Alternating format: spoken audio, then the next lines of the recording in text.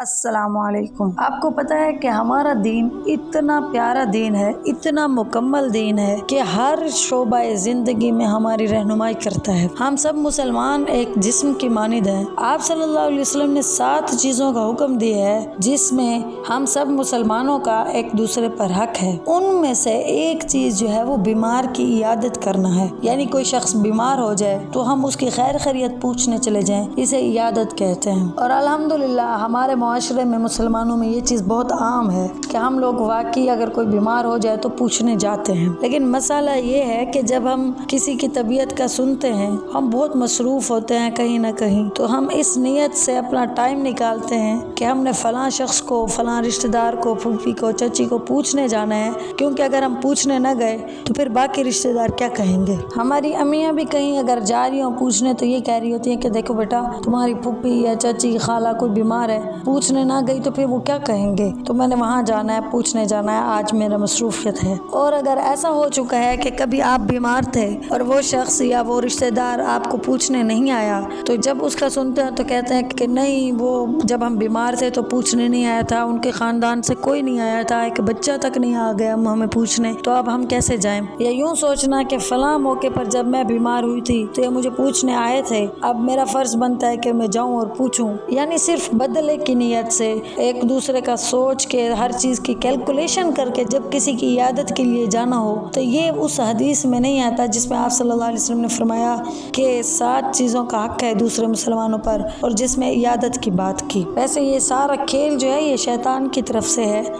شیطان ہمارا ایسا دشمن بن چکا ہے کہ ہم روزمرہ میں اکثر رشتہ داروں سے ملاقات بھی کرتے ہیں، ملتے بھی ہیں، کبھی تحفے تحائف بھی دیتے ہیں، ایک دوسرے کے گھر آنا جانا ہوتا ہے۔ یہ سب دین کا حصہ ہے اور اللہ تعالیٰ نے حکم دیا ہے کہ اگر آپ دوسروں کے ساتھ اچھا سلوک کریں گے تو اس کا سب کا اجر ملے گا، اور اس طرح میل ملاقات کرنا اللہ تعالیٰ کو بڑا پسند ہے۔ لیکن اس شیطان نے ہماری نیتوں کو خراب کر دی ہے۔ ہم ہنس کر بات بھی کرتے ہیں، ملتے جلتے بھی ہیں، لیکن ان لوگوں سے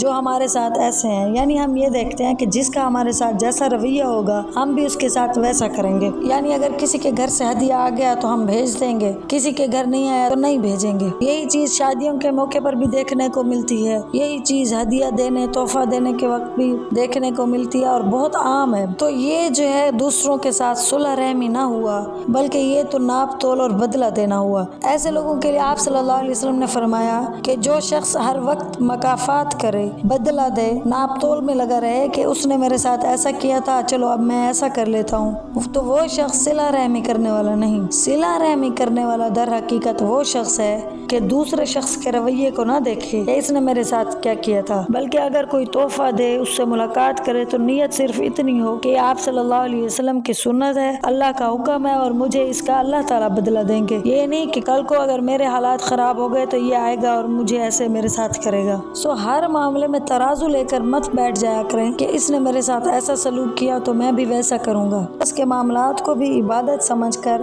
دوسرے کو خاطر میں لائے بغیر کہ وہ میرے ساتھ کیسا سلوک کر رہا ہے اپنی عبادت میں لگے رہیں، یعنی آپ اپنا اچھا سلوک کرتے رہیں۔ جو شخص کسی کی عیادت کرنے جاتا ہے اس کے بارے میں آپ صلی اللہ علیہ وسلم نے فرمایا کہ جب ایک مسلمان دوسرے مسلمان بھائی کی عیادت کرتا ہے، یعنی جتنی دیر وہ عیادت کرتا ہے وہ مسلسل جنت کے باغ میں رہتا ہے جب تک کہ وہ واپس نہ آ جائے۔ اور ایک دوسری حدیث میں ہے جب کوئی مسلمان بندہ اپنے مسلمان بھائی کی صبح کے وقت عیادت کرتا ہے تو صبح سے لے کر شام تک 70,000 فرشتے اس کے حق میں مغفرت کی دعا کرتے رہتے ہیں، اور اگر شام کو عیادت کرتا ہے تو شام سے لے کر صبح تک 70,000 فرشتے اس کے حق میں مغفرت کی دعا کرتے رہتے ہیں، اور اللہ تعالیٰ جنت میں اس کے لیے ایک باغ متعین فرما دیتے ہیں۔ سوچیں کہ 70,000 فرشتے آپ کے لیے دعا کرتے رہتے ہیں صبح سے لے کر شام تک، اور آپ نے کرنا بھی کیا ہے؟ جو ہمارے معاشرے میں رسم چل رہی ہے اس کے حساب سے آپ صلی اللہ علیہ وسلم نے حکم نہیں دیا کہ ایسی عیادت کریں، یعنی کہ صبح گئے اور شام کو آئے، 2 گھنٹے بیٹھے رہے، اپنے گھر کا کام پڑا ہے، ساری مصروفیات، سارے کام چھوٹ گئے کہ نہیں آج کا کام تو یہ ہے کہ بس عیادت کرنا ہے، بلکہ مختصر عیادت کرنی چاہیے۔ آپ صلی اللہ علیہ وسلم نے فرمایا کہ کسی کی عیادت کرنے جاؤ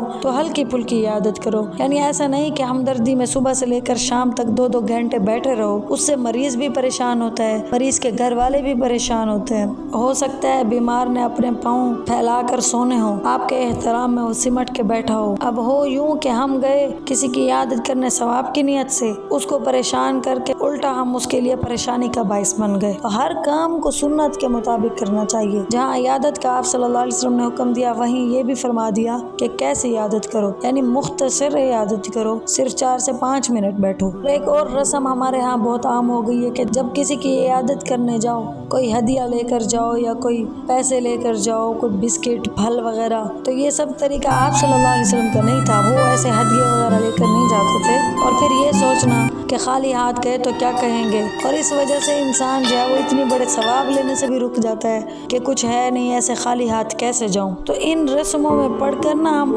اپنے آپ کو نیکیوں سے دور کر رہے ہیں۔ ہمیں چاہیے کہ ہم ہر کام سنت کے مطابق کریں، اسی طرح وقت بھی صحیح دیکھ کر جائیں، مناسب وقت میں جائیں، یعنی بہت لیٹ نائٹ نہ چلے جائیں، دوپہر کو جیسے سونے کا ٹائم ہے اس وقت نہ چلے جائیں۔ ایک حضرت تھے، حضرت عبداللہ بن مبارک، بہت بڑے صوفی تھے۔ ایک مرتبہ بیمار ہو گئے تو اللہ تعالیٰ نے بہت اونچا مقام عطا فرمایا تھا، لوگ بہت جاننے والے تھے، بہت آ جا رہے تھے، ان کی عادت کر رہے تھے۔ تو ایسے میں ایک صاحب آئے عیادت کرنے اور وہیں جم کے بیٹھ گئے، واپس جانے کا نام ہی نہیں لے رہے تھے۔ حضرت عبداللہ بن مبارک کی یہ خواہش تھی کہ یہ جائے، اپنے گھر والوں کو بلائیں، کوئی اپنی ضرورت بتائیں، مگر وہ صاحب ادھر سے ادھر نہ ہو رہے ہوں۔ تو آخر کار حضرت عبداللہ بن مبارک نے اس شخص سے فرمایا کہ بھائی، یہ بیماری تو اپنی جگہ تھی، مگر عیادت کرنے والوں نے بھی بڑا پریشان کر رکھا ہے، نہ مناسب وقت دیکھتے ہیں، نہ آرام کا خیال کرتے ہیں، عیادت کے لیے آ جاتے ہیں۔ تو اس شخص نے جواب دیا کہ حضرت، یقیناً ان عیادت کرنے والوں کی وجہ سے آپ کو تکلیف ہو رہی ہوگی،